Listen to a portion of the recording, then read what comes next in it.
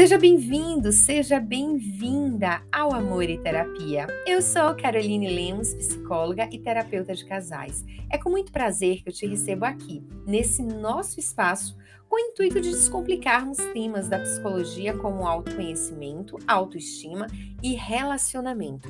Para você que ainda não me conhece, entra lá no meu Instagram, @caroline.lemosf. Vai ser um prazer te receber por lá. Para você que já está aqui, que me acompanha há um tempo, aproveita e deixa lá as estrelas para que eu saiba que você está curtindo esses episódios e que faz sentido para você. Hoje eu vou falar sobre um tema que veio durante a semana no Instagram dizendo assim: Carol, fala sobre isso, explica um pouquinho sobre isso. Muitas pessoas elas me perguntam sobre como sair da procrastinação, como ter uma vida mais equilibrada, como conseguir construir uma rotina, como sair de alguns fatores que podem ser prejudiciais. Tem uma coisa que eu aprendi muito, que é prazeres momentâneos e prazeres a longo prazo. Quando nós temos um propósito de vida, nós conseguimos alinhar a nossa disciplina, nós conseguimos ter uma rotina. E quando eu falo sobre rotina, isso inclui também o relacionamento. Por quê? Pessoas que são desorganizadas, pessoas que procrastinam muito, são pessoas que não conseguem ter uma rotina, nem na relação, de dar atenção, de dar carinho, de estar ali presente na relação, acaba fazendo tudo de qualquer jeito, porque está sempre sobrecarregado, está sempre tendo coisas para fazer e nunca está ali o tempo disponível para as outras coisas. Uma vida organizada é uma vida com equilíbrio, é uma vida que você consegue olhar para as áreas da sua vida e você consegue se sentir leve diante dessas áreas, porque você está entendendo que está fazendo o que pode ser feito. A procrastinação, ela tem diversos fatores que podem te levar à procrastinação. E um dos fatores, ele pode ser uma ferida emocional, que é quando eu não quero enfrentar aquela situação por medo do que vai acontecer, ou porque aquela situação ela me traz algumas coisas do passado, então eu prefiro não enfrentar. E aí eu fico procrastinando pelo medo de não ser aceita, pelo medo das críticas, eu começo a procrastinar aquilo ali. Então não resolvo aquele problema justamente pelos medos que eu tenho diante daquela situação. E aí o que é que acontece? Eu sempre vou jogando as coisas para trás. Para eu resolver esse fator de procrastinação que tem a ver com a minha história e com uma ferida emocional, que é algo muito mais profundo, eu vou precisar começar a analisar o meu comportamento, a olhar para mim mesma, olhar o porquê nesse momento eu não consigo fazer isso. O que é que está me levando a não querer fazer isso? Muitas pessoas acreditam que a procrastinação é só uma preguiça, eu não quero fazer, mas não. Toda procrastinação ela tem um fator por trás, um fator que é determinante. Ou porque é uma coisa que é chata de fazer, então eu começo a procrastinar fazendo outras coisas justamente porque eu não quero fazer aquilo, porque aquilo não tem um sentido para mim, ou porque é algo que me gera muito incômodo.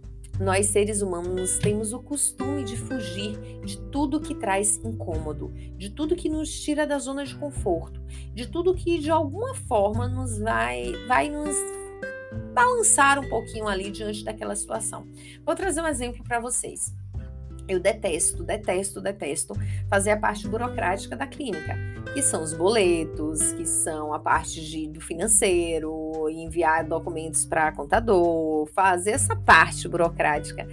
Antes a agenda, hoje tem uma pessoa que cuida da parte de boletos, da parte de agenda para mim, mas na época eu detestava fazer isso. E eu me pegava muitas vezes arrumando o guarda-roupa, arrumando os livros, tirando a poeira dos livros no momento que eu precisava fazer isso. Por quê? Porque era algo que me trazia incômodo, era algo que eu não gostava, porque tinha que ter muita atenção. E geralmente eu sou distraída em algumas coisas, então eu fazia errado, eu me passava, precisava ter um tempo para dedicar aquilo ali, para separar tudo direitinho. Então eu acabava me estressando diante dessa situação. Por quê? Porque tinha que ter muita atenção e geralmente eu me perco em algumas coisas que precisa ter muita atenção. Atividades muito monótonas são atividades que eu não tenho paciência para fazer. E aí eu comecei a identificar isso. Como, Carol? Todas as vezes que eu precisava fazer essa parte burocrática, eu criava outras coisas para poder fazer. Então, geralmente eu me pegava limpando os livros, um exemplo. Eu ia lavar os pratos. ou dobrar as roupas. Eu sempre estava procurando uma atividade fora aquela para poder fazer. Quando eu identifiquei isso, eu comecei a colocar dia e horário. Então, todas as vezes que eu levantava, final de mês ou início de mês, eu precisava fazer aquilo ali. Então, eu tinha um turno que era obrigatório fazer aquela atividade. E isso estava pontuado na agenda. Então, eu comecei a me obrigar a fazer aquela atividade. É um prazer momentâneo? Não. Naquele momento, aquilo não é prazeroso para mim. Aquilo é chato, aquilo é desgastante. Aquilo não me faz bem. Mas com o tempo, eu passei a entender que aquilo é uma obrigação. Se é uma obrigação, ele precisa estar na minha rotina. Se precisa estar na minha rotina, eu preciso cumprir aquilo, porque existem outros prejuízos quando eu não cumpro o que precisa ser feito. Então, eu comecei a colocar como uma obrigação. E isso foi me ajudando a criar uma rotina em relação a essa parte burocrática. Todas as vezes que eu preciso finalizar o mês, eu preciso fazer a parte de finanças, a parte de contábeis da empresa, eu sento e vou organizar isso como algo que é obrigatório. Então, eu já preparo a minha mente dizendo, durante essa semana vai ter esse momento que é desconfortável, mas eu posso fazer ele de uma forma mais leve. Eu coloco uma música, eu faço em um ambiente mais aberto, eu tento escolher o dia que eu tô mais tranquila para poder fazer. E aí, para as mulheres, eu olho o meu ciclo menstrual, porque se é o dia que eu tô com a energia lá embaixo, eu não vou fazer isso, porque eu sei que eu não vou ter uma produtividade legal e isso vai acabar trazendo algumas consequências. Então, eu começo a montar um cronograma em cima daquilo. Qual o efeito a longo prazo? Eu começo a organizar a minha vida. E eu começo a ter resultados diferentes porque eu dei o primeiro passo da organização. Então, nós vivemos através de prazeres imediatos e prazeres momentâneos, que é o que a maioria das pessoas acabam vivendo, de tipo assim, se eu posso comprar essa roupa agora, eu vou juntar dinheiro para quê? Então, eu compro a roupa, porque a outra coisa que é meu sonho, um exemplo, comprar um apartamento, R$ 50 não vai fazer diferença. Então, eu compro uma blusa, um exemplo de R$ 50, porque não vai fazer diferença para eu comprar um apartamento.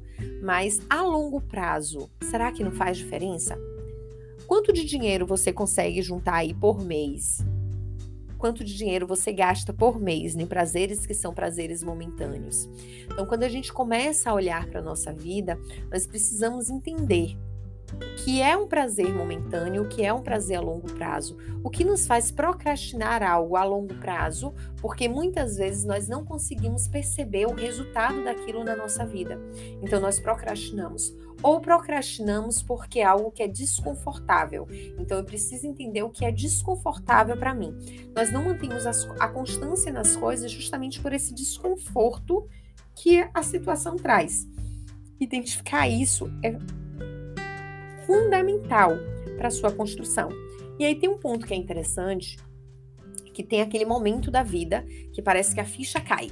E aí, nesse momento, nós olhamos para todas as áreas da nossa vida e dizemos, vou fazer uma mudança de 360 graus, eu não vou ficar mais vivendo assim.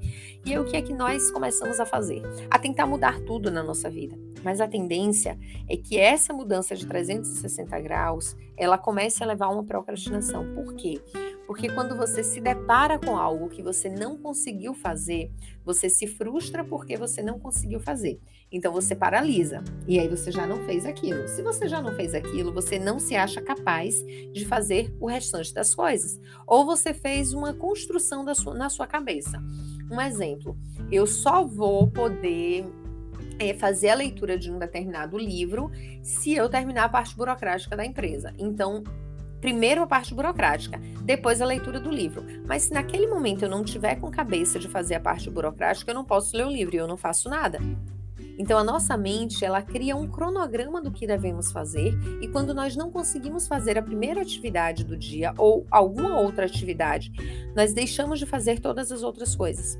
O mesmo acontece com a alimentação, o mesmo acontece com a academia. Vou começar a malhar na segunda, mas na segunda não deu certo. Eu deixo para a próxima segunda. Eu não digo não, amanhã eu vou, hoje não deu certo, mas amanhã eu vou.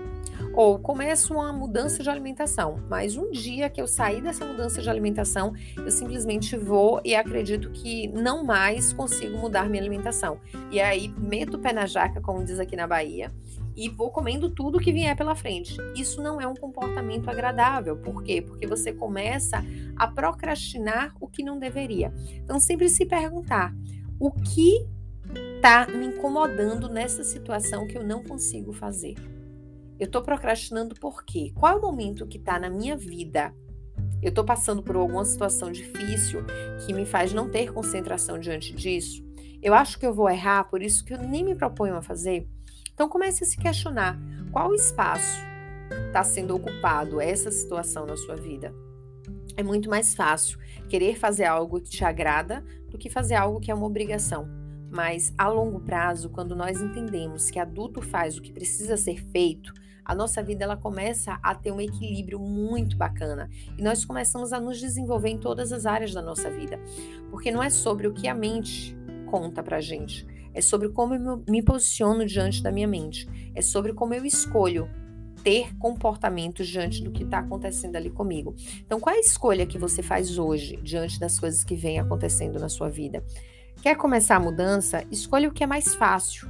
Coloque como rotina aquilo que é mais fácil. E aí depois você muda outra coisa, vá colocando rotinas, vá mudando pequenos hábitos aos poucos. Você não vai conseguir fazer uma mudança de 360 graus. Ninguém consegue sair de 0 leitura para a leitura de um livro inteiro em 2 semanas e um mês. Então começa 10 minutos, 5 minutos, 15 minutos. Atividade física, quero fazer 5 vezes na semana. Coloca a quantidade máxima que você quer fazer e a quantidade mínima. 3 dias na semana é o mínimo, 5 dias na semana é o máximo. Então comece a se comprometer com pequenas metas. E comemore essa conquista das pequenas metas, porque isso vai fazer diferença. Nós focamos muito no que falta e esquecemos de comemorar a nossa evolução.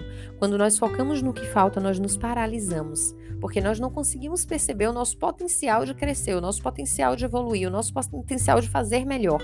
Então comece a focar no que você consegue fazer melhor. Comece a focar na sua construção. Comemore as pequenas vitórias diariamente, porque você está dando ali o seu melhor para fazer. E sempre que se deparar com algo que você está procrastinando, se questione o que é que tem por trás dessa procrastinação. O que é que tem por trás disso aqui que eu estou fazendo? Claro que eu não estou trazendo aqui uma situação, um exemplo, que uma pessoa está adoecida. Eu estou trazendo uma situação de uma pessoa que não está adoecida. Mas se a gente for parar para olhar alguém com depressão, ela vai ter uma diminuição, uma redução aí na sua produtividade. E isso precisa ser visto. Se você está desanimado, se a vida não tem um sentido, se você não está conseguindo fazer as coisas que devem ser feitas, se questione. Será que eu estou adoecido? Será que está acontecendo alguma coisa aqui que está saindo do padrão? Então comece a olhar para você e a observar o que você sente. Se conhecer faz toda a diferença na sua vida, em todas as áreas, inclusive no relacionamento. Então você precisa ser um especialista em quem é você. Quem é você?